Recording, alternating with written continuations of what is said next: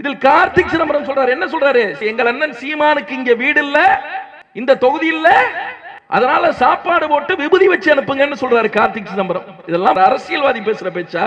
என்ன வீடு இல்லன்னா கொப்பா பா சிதம்பரம் மகாராஷ்டிரால ஜெயிச்சாரு, அவர் அங்க வீடு வச்சிருக்கிறாரா என்ன? அண்ணன் சீமானுக்கு மட்டுமா வீடு இல்ல? இங்க இந்த ஊர்ல இருக்கிற பல லட்சக்கணக்கான இளைஞர்களுக்கு இந்த ஊர்ல வீடு இல்லடா, எல்லாம் வெளியில போயிட்டான். எல்லாம் நகரங்களுக்கு, சென்னைக்கு, கோயம்புத்தூருக்கு, திருச்சிக்கு, வெளிநாடுகளுக்கு போயிட்டான். ஏன் போயிட்டான்? ஏன்னா வாழ்றதுக்கு பக்கெட் வழியட்டு வச்சிருக்கடா இந்த ஊரை. 25 வருஷமா உங்க அப்பா ஆண்டு, 10 வருஷமா நீ ஆண்டு.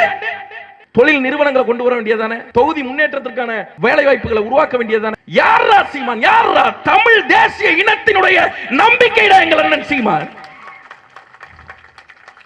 இன உணர்வற்று 2009 லட்சக்கணக்கான மக்களை செத்து விழ கொடுத்து மானரோஷமற்று மழுங்கி கிடந்த ஒரு இனத்திலே அசகாய சூரியனாக எழுந்து என் இன மக்களுக்கு தேசிய உணர்வை ஊட்டி உலகம் முழுவதும் இருக்கக்கூடிய தமிழர்களின் ஆக பெரும் நம்பிக்கையாக இருக்கிற 1000 சூரிய